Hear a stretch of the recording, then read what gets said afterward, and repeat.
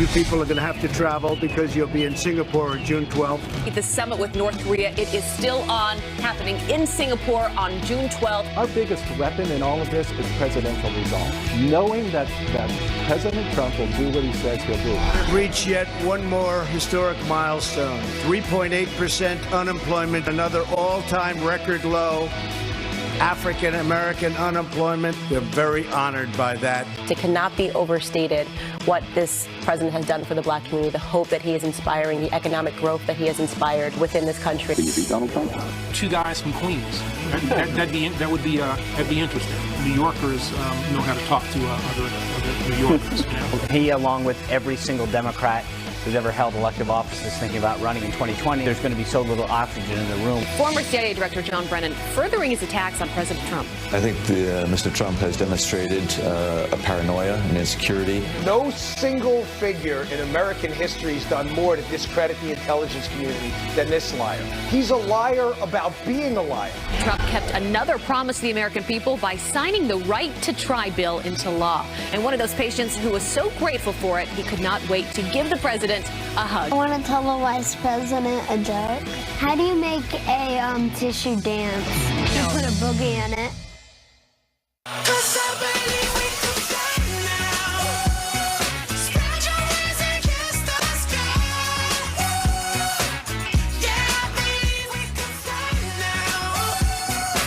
You know, if this TV thing doesn't work out for Ed Henry, he is going to become a professional camper. I am just amazed with his skills this morning. They were. If you didn't miss that, if you missed that last segment, I mean, the guy can grill on a campfire like no one. Man, you guys love. We're dogging on him because he's admitted that he's never been camping. I grew up on Long Island. I'm not a camper. It's fair. It's fair enough. June is National Camping Month, so we are celebrating, of course, this morning on our plaza. We'll show you some more RVs later on. Emails are pouring in, by the way, defending me. Here's some pictures. Are they? Let's find out. From Brett and Carol. They shared their experience in Wisconsin, saying camping at its finest. Coffee and bacon on the grill in the morning, then T-bones in the afternoon. You are speaking Pete's language. I do a full cast iron skillet of bacon in the morning whenever I go camping outside. It's unbelievable. I'm not going to camp with you because there'll be nothing left for me. Well, the boys will eat it all too. They're ravaged. Email from Dave said this: I'm with Ed. My idea of roughing it is no room service. I camped enough as a kid. Fair enough. Well played. All right. And this is from Jim. If we could pull that back up, it says, "Go camping, Ed. Get your butt out of the swamp." Wait, that was written by Pete. I know. Wait a second. Jim sent in that email. Well, you might have heard that other laugh on the couch because that is Geraldo Rivera, Fox News Good morning, correspondent at large. everybody. We got to get you to weigh in on camping. Are you a camper? Well, you know, after 22 assignments to Iraq and Afghanistan, all I can tell you is you don't want to sleep in the same pup tent as your 6'4" brother who weighs 250 pounds. It takes up most of it. I just remember one time going on patrol and coming back, and we had forgotten to zip our camp and all that sand, that fine sand. I was getting out of my sleeping bag for the next 10 years. Very true. I can understand that, no doubt. Well, we gotta. You look tired. We look tired. There's so much winning that we're all tired. Big jobs number yesterday coming out. 223,000 jobs added in May. April revised upward as well. 3.8 unemployment rate, lowest in 18 years. That labor participation rate at very high levels, which is great to see. And that GDP estimate, Geraldo, almost 5%, which barely feels like it could be real. We were hoping for 3. Those numbers look fantastic. You know, I stunned some people who looked at me skeptically yesterday when I said I thought yesterday was Donald Trump's best day as president. I really do believe that. First and foremost, it's the economy, stupid. And when you see these results, they are undeniable. Not only is there, tremendous growth, it is also widespread. It is a rising tide, and indeed, it is lifting all ships.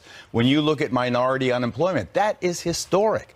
I mean, when push comes to shove, people have to determine whether the Democratic idea of liberalism or the Republican idea of let the private sector do its thing, which will benefit the communities most in need most effectively. And when you see African unemployment at these record lows, when you see Latino unemployment at these record lows, when you see wages finally ticking up, meaning that the that the boom is now becoming much more inclusive. I think these are undeniable successes. And when you combine it with what happened with the North Koreans yesterday, I just think that this is a presidency on track. We want to get to that in a moment, but just to give people a bigger sense of what we saw come out yesterday in these reports, this is retail. This is just in the past month, 31,000. Healthcare, 29,000. Construction is a big one for the president, 25,000. Manufacturing, 18,000. And transportation, 19,000. Geraldo, it's interesting because I talked to friends who, a lot of them are Democrats, and they say, actually, this is not, the credit doesn't go to President Trump. This goes back to Barack Obama and the policies that he put in place in his 8 years in office. How do you explain why we are in this place right now and why things are going so well? I certainly do not deny or denigrate in any way the contributions of the Obama administration to get us out of the deep hole we were in 2008. I remember losing half my wealth in the various markets, and it was such a stunning, awful time, a pessimistic time in America's existence. And then see his policies, and I don't take anything away from him, really started a recovery. But there is no doubt but that Donald Trump has been the principal cheerleader for this economy. It is, remember, if you ever took the old Concorde when they hit the afterburners and suddenly what was already moving pretty fast was really accelerating. I think that's the American economy now. And I think that the tax cuts clearly have helped, even if you had minimal personal benefit, there is no doubt but that psychologically there is confidence in the economy now, which means people are investing. When they are investing, they are creating jobs. I think, and I don't want people to get mad at me, but no one's ever mad at you, Geraldo. Today, maybe, not yet, but here we go. I believe that this economy, and I've heard from many employers groups, they're having difficulty finding employees. They're hard to find work, particularly in the agricultural sector, some of these light manufacturing jobs.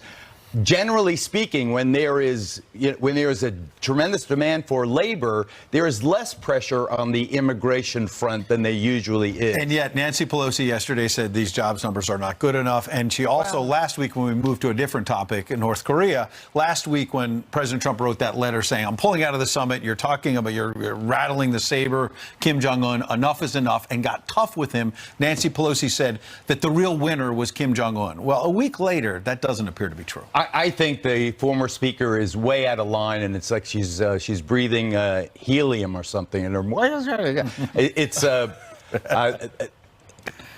want to finish my other thought, and then I'm going to go back to Nancy Pelosi and Kim Jong-un and what happened with the North Koreans.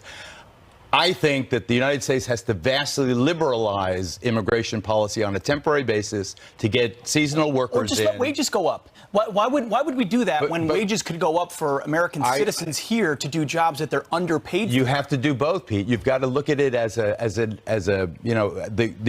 this is not a zero-sum game. Wages go up for skilled workers. Skilled workers no longer want to work in unskilled positions. Who's going to fill those? Who's going to pick the apricots? Who's going to pick the avocados? Who's going to babysit? Who's going to mow the lawn? Who's going to wash the dishes in the restaurant? I think that there should be a liberalization of legal immigration rather than campaiging on a populist message. Visas and things like that. And seasonal passes and so forth. All right, well, going back to North Korea, if I may, I am old enough, so the Korean War has been on for my entire life. When President Trump said yesterday, do you believe we are talking about the end of the Korean War? That was a thrilling moment to me. That was unbelievable that if he could really pull this off with all the naysaying and all the abrupt letter withdrawing from the negotiations 8 days ago, and suddenly the negotiations are back on, and Kim sends him I don't know, what is it, a Valentine's card? I'm not sure what that big envelope contained, but I mean, this is spectacular. This is historic. This is Menachem Begin and Anwar Sadat with Jimmy Carter at Camp David in the 70s, ending the conflict between Egypt and Israel. This is gigantic. And is he smart to set the expectations to say this is the first meeting? This is not going to be the end of it all. It's not like we're going to have the unification of Korea and a denuclearization all at once, because he knows that the reaction from the media, if it is not complete success out of this Singapore meeting, then people are going to be talking about who the failure is. Very wise, Abby. I absolutely agree with your analysis. And I think that what happened yesterday, if you noticed, it was subtle. But aside from the historic couching of the event, he also lowered expectations. He also the secondary headline was June 12th will be the beginning of something, not the end of something. He used the word process time and time again. Very measured. I think that his negotiating tactics and strategy so far has been brilliant. And I just think that we're on a good place right now. And I just wish that some of these voices, and that's why the Samantha Bee and the Roseanne Barr and all those controversies are such a distraction. It is. Yeah. If we could all be pulling together, right. You know, let's all go Americans camping. first. Well, Nancy Pelosi and the A president. national camping trip. That's it. Geraldo, always good to see you, though. Thank you. Before he killed the victim, the suspect was handcuffed at the scene in Denver. Uber is saying, quote, "Our thoughts are with the families of those involved, and we will continue working closely with police." And President Trump's long-promised border wall is one step closer to completion. Build that wall. Build that wall. Build that wall. Do not worry. We are going to build the wall, okay? Well, construction of a new barrier wall along the San Diego-Mexico border is now underway. The project expected to replace 14 miles of the wall, topping it off with an anti-climbing plate.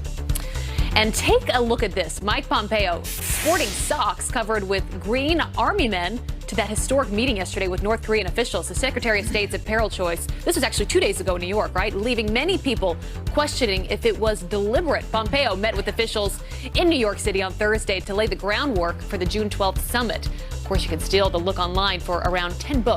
$10. Pete, do you have those? I almost wore those socks today. I have those exact same Really? socks. So I'm wearing a green tie, so I went with my green Minnesota instead. But I almost went Army Men. You think he was sending a message? Oh, totally. Yeah. You know he's a former Army officer. You know? Right. Come on, that stuff's Don't deliberate. mess with the socks. Yep, I love it. Well done, Mr. Secretary of State. All right, former CIA Director John Brennan furthering his attacks on President Trump and vowing not to stop. I think Mr. Trump has demonstrated a paranoia and insecurity, as well as a real concern about the investigation that is underway. Dr. Sebastian Gorka is here to react next. Plus, MSNBC's Joy Reid apologizing, yes, again, as more controversial blog posts like this one surface. But is sorry enough? We'll discuss. I'm a bad boy, 'cause I don't even miss her. I'm a bad boy for breaking her heart.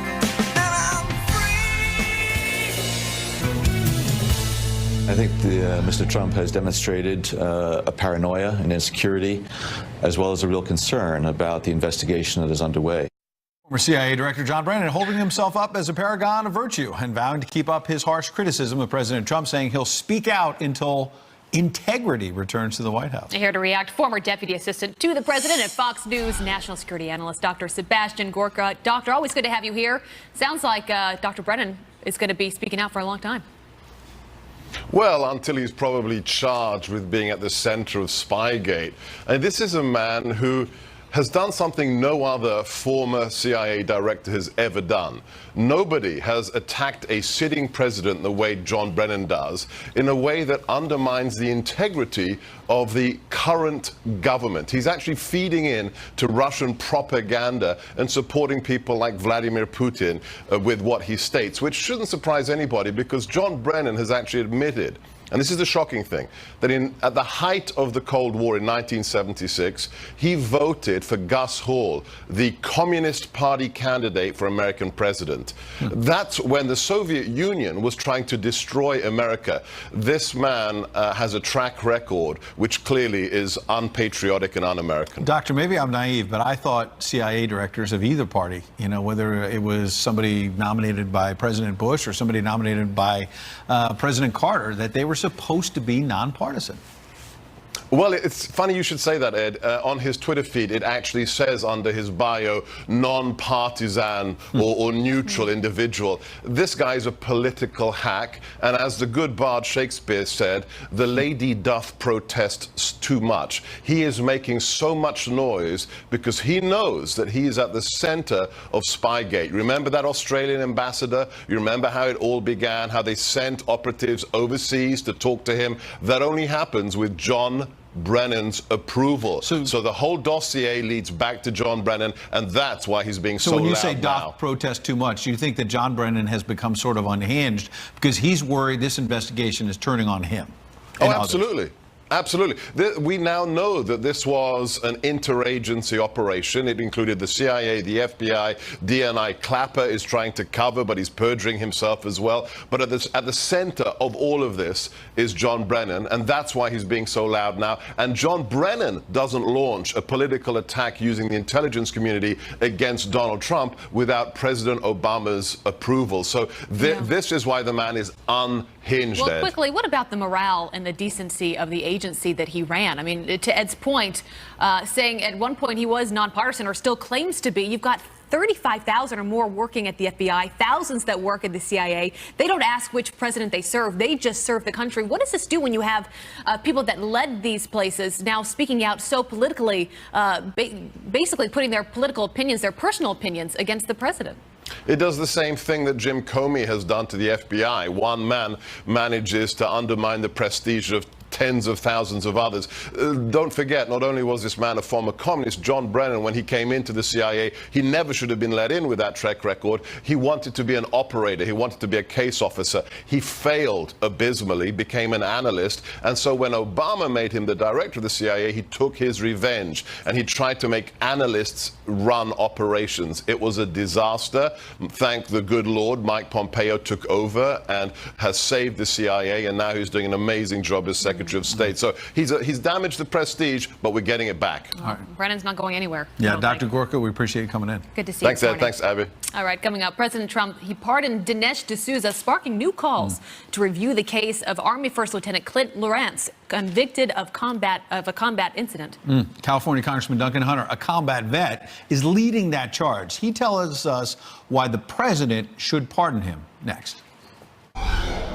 President Trump's pardon of conservative filmmaker Dinesh D'Souza sparking renewed calls for him to review the case of Army First Lieutenant Clint Lawrence, sentenced to 19 years in prison on murder charges related to something that happened in combat in 2012 with his platoon in Afghanistan. California Congressman and Marine Corps combat veteran himself, Duncan Hunter, has been leading the charge to get First Lieutenant Lawrence pardoned and joins us now. So, Congressman, thanks for being here, getting up early in San Diego for us. But I knew you would for a soldier, for someone who you believe has wrongly been in prison for making a tough call in the haze of combat. Tell us about Army First Lieutenant Clint Lawrence and what happened. Hey, Pete, thanks. Yeah, it's pretty simple. He replaced a platoon commander that was blown up by a motorcycle improvised explosive device. So about 2 weeks later, him and his guys are on patrol, and they see motorcycle guys, military-aged males, so like 20-year-old guys, coming at him on a motorcycle. He orders his platoon to shoot. The platoon shoots, kills 2 of them. He then gets in another altercation on the same day, kills another guy on a motorcycle. All these guys got traced back to having explosives around him and on him, but the Army prosecutors missed that part in court, and Clint got 20 years in jail for doing the right thing. And here's what we've done. Under the Obama administration, we gave more rights to the Afghan bad guys than we gave our own military. And hopefully that has changed under President Trump. But what President Trump needs to do is look at this case and realize that Clint acted the way he was trained, and it's combat. So don't treat them like they're a policeman on the streets of San Diego. Treat Clint like he's in combat. And even if these guys were bad guys or were not bad guys, I don't care there either. Yeah. You have a U.S. American personnel in combat, in theater, taking fire, people getting killed. We have to give them the benefit of the doubt that they made the right decision, not second guess them from back here with lawyers in the Pentagon. It's better that Clint killed them than they killed him. Then they killed him. That's how I would do it all the time. It's a great point. You've been there. I've been there. Foreign land, foreign language, a lot of uncertainty. You got to make a decision in the split second. He's a platoon commander charged with the lives of Americans. They've already had a guy killed by someone on a motorcycle. He makes a call, right or otherwise. Turns out the guys were insurgents, yet the Army goes after him, hiding some evidence in this case as well. He's in Leavenworth right now. He's been in prison for 5 years. He's got 14 more to go. What is the ongoing rationale from the Defense Department to not relook at this case? Yeah, I don't know what it is. And you know, how would you like to be the Army or be parents of an 18-year-old right now, and you're watching this going, why would I let my kid join the Army when the Army lawyers, not the guys that are on the ground, fighting every day, but the lawyers back here might try to put my kid in jail if they make the wrong decision in their eyes while in combat. That's crazy. And that's where we are right now. That's why Trump needs to look at this and say, hey, I stand behind men and women who are in combat in uniform. I don't stand behind the Department of Defense lawyers. Well, that's a great point. It's easy to second guess from an air-conditioned office what a guy did in the dust in Afghanistan. As you mentioned, this president has pardoned people recently. Here's a list of a few people President Trump has pardoned: Joe Arpaio, Christian Saucier, the submariner, which was a great one, Scooter Libby, Jack Johnson, of course, Dinesh D'Souza. Do you know of any other combat vets that have been pardoned under this administration? No, I don't know of any. And you've sent a letter to the White House on this. Do you have any knowledge whether Clint's case is being looked at again? No, I don't know whatsoever. And we sent letters on this and talked to President Obama about it. I know Sean Hannity has talked to Trump. I've now written letters to Trump, and we've talked about it. The only chance that we have is that the president sees this and acts on it. I mean, that's why we're doing this on Fox. We know he watches this, so hopefully he's watching and he pardons Clint Lawrence. Well, you know what? He has the backs of the warfighter, and when you know that, you know his instincts are in the right place, and that was the problem with the previous administration. There was second guessing of trigger pullers. Congressman Duncan Hunter out of California. I call him the warfighter's congressman. Thanks for having these guys back. Really appreciate it. Thanks for your time this morning. Thanks, Pete. You got it. All right, well, MSNBC's Joy Reid apologizing again as more controversial blog posts like this one surface. But is sorry enough? Well, we're going to discuss that. And are politics hurting your family's Thanksgiving dinner? We've got the numbers, and they show, oh, this is a good pun. It's not sitting well, Dave. Not sitting well. You're as cold as ice. You're willing to sacrifice our love. Fool them all, but baby, I can tell you're no stranger to the streets. Don't ask for favors. Don't talk to strangers. Don't ask. It is soggy outside. Is that what Rick called it earlier? It said soggy air. Soggy Apparently air. that's a real It's like a sauna. Humidity. Yeah. But that's some throwback music there a little bit. Little old I like Billy Joel. Joel's, I like. Gotta bring it back. Depends on what era of Billy Joel, Yeah. but He's it's still out solid. doing his thing. It's true. All right. Well, a story that we were talking about earlier this morning, and one that continues to heat up, is Joy Reid. So she is a talent on another channel and often gives her opinions. She's had a blog post out years ago, and we continue to see more postings emerge from things that she wrote, things that she said in the Abhorrent past. postings, yes. Horrible, horrible. One that she talks about 9/11 being an inside job. Here's a photo we have of the Virginia Tech shooter posted with John McCain's head on top. So she has since sent out an apology. Well, originally she said that a lot of these, it was hacked, that it didn't come from her. Yeah. They had the She FBI didn't look take into it. responsibility It at seems like it has crumbled since then. But here's what she said about this. I believe it was yesterday. She said, there are things that I deeply regret and am embarrassed by, things I would have said differently, and issues where my positions has changed. Today, I am sincerely apologizing again. Listen, I think apologies are great. I mean, if she's sincere, which I'm sure she is, you take her at her word. The question becomes, when is an apology enough and not enough? Yeah. And it feels like if a liberal or a leftist says something, then they can apologize, but they keep their job and they move on and they say, well, our positions have evolved, things have changed. But on the conservative side, and again, no one's apologizing or justifying what they're saying. But when a conservative does that, oftentimes it's, it's got to be canceled. It's They a got to death be sentence. fired. It's a Yeah. death sentence. And the biggest problem I have with this is just taking responsibility. Her first response was, wait, I didn't do this. I might have Someone been hacked, and I want the FBI to investigate it. So your tax dollars were spent to some degree. We don't know how far that investigation went for the FBI to look into alleged hacking of Joy Reid's blog. So it's not And just- now, based on what she's saying in her apology now, it wasn't hacked. It was, well, I've evolved. I said that before. So she's admitting she did. At one point, she said, I genuinely don't believe I wrote those hateful things. You know what you wrote, unless you want to use the Ambien defense. And then Tucker, last night on his show, did a great job saying, what is the penalty for perpetuating a hoax? Like, if you knew you weren't hacked, yet you said you were hacked, it's like yelling fire in a crowded theater. I mean, you're to blame for all the costs that come from it, all the fallout that come from it. The apology would have to be not just for what was said, but for what was perpetuated based on a falsehood as well. Because, listen, people write things in the past. They have different views. Hers were particularly vile. We all have. We all have a past, and I do think that we can't get to a place where you're just immediately fired for saying something. You know, how do we move forward, and how do we forgive people, and how do we all learn from those mistakes? And I think what people would like to see more from Joy Reid is acknowledging that these things were written, not blaming it on someone hacking her account, but also bettering yourself, right? Realizing that you can be a better person, and maybe things that you did in the past were abhorrent and horrific. I don't really want to see more from Joy Reid, but if I have to, she should be allowed to do it on another channel, because free speech means if you want to say a certain thing, maybe you're on MSNBC. Another thing, maybe on Fox. You're a comedian saying harsh things, you're probably on Comedy Central. Like, you let the viewer decide where they want to go, knowing more likely what they're going to get from those places. Much, right? Who gets to decide? That's the problem. We know that pulling the race card, that no one stands for that. Well, MSNBC has now put out this statement. Some of the things written by Joy on her old blog are obviously hateful and hurtful. Joy has apologized publicly and privately and said she has grown and evolved in the many years since, and we know this to be true. So that last part, you know, people evolve and grow, sure, that's true. But the beginning part about it's an old blog, so, you know, it's an old blog. Exactly. It was from MSNBC. Excuse me. Old blog, small blog, little blog, just from a long, long time ago. Yeah. With abhorrent things. But, you know, I think... Putting John McCain's head on a Virginia Tech shooter. Terrible. It's I mean, bad stuff. listen, It's bad. MSNBC gets to decide. They're her employer. And you get to decide who you want to watch, ultimately, right? Right. That is what it is all Thank you about. for choosing us. All right, so we've got some other headlines I want to bring you now. Starting with this one, 2 suspects charged with murdering a Tennessee deputy could now face the death penalty. Stephen Wiggins and Erica Castro-Miles are accused of killing Deputy Sergeant Daniel Baker. After a nearly 48-hour manhunt, Wiggins was captured by a Tennessee Highway Patrol trooper, Kevin Birch. Authorities using Baker's handcuffs to arrest Wiggins. The 10-year veteran of the force was found shot dead in his patrol car after responding to a 911 call about a suspicious vehicle.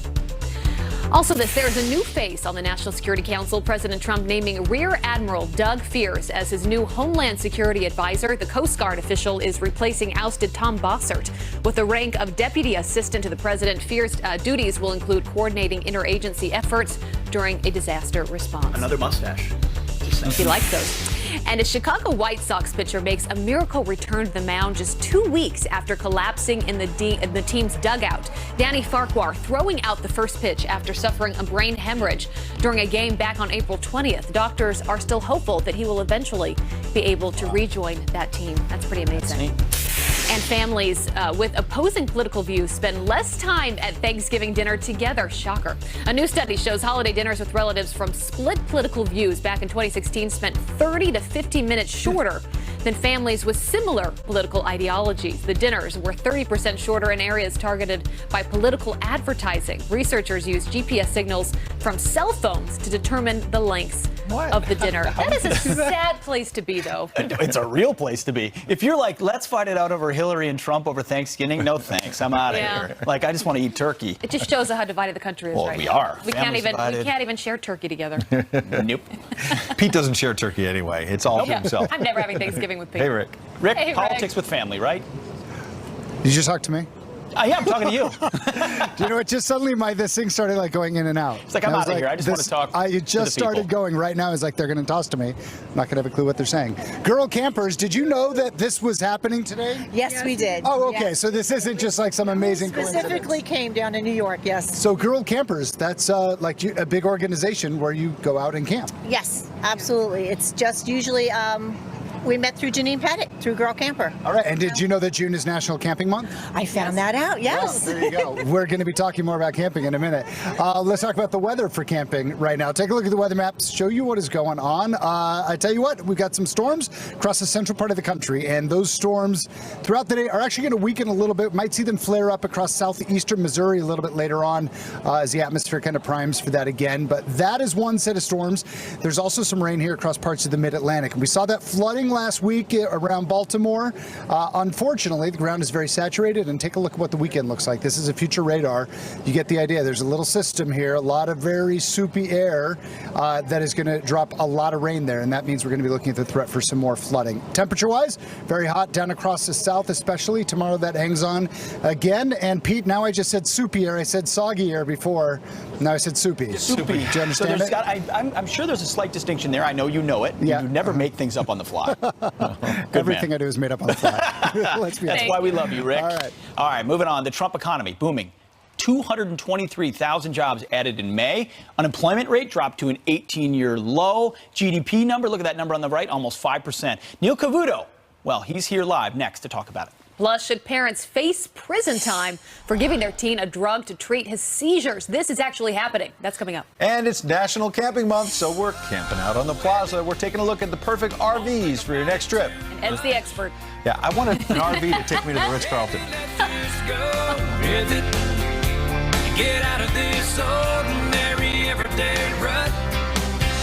We get swept away by one of those perfect days. Cleaver, the big, powerful Democrat, and what he makes of Nancy Pelosi bemoaning the latest jobs report. But more to the point, all this nastiness on the left and right and saying outlandish things. He's a minister by training, and he's urging us all to just calm down. Bring it down. Yeah, well, Neil, I love it when you read out those negative tweets that you get. It's just a reminder and refreshing, That's all I too. get. And Pete, you've got to stop. You've got to stop. I'll shut down my shadow accounts, For Neil. I'm God's sorry. sake. All right. Thanks, See you soon, Neil. Thank you. Thanks, Neil. All right, up next, it is National Camping Month. Love it. So we're camping, of course, out on the plaza. And we are taking a look at the perfect RVs for your next trip. Ed, you ready? I'm ready. I'm driving it straight to a luxury hotel.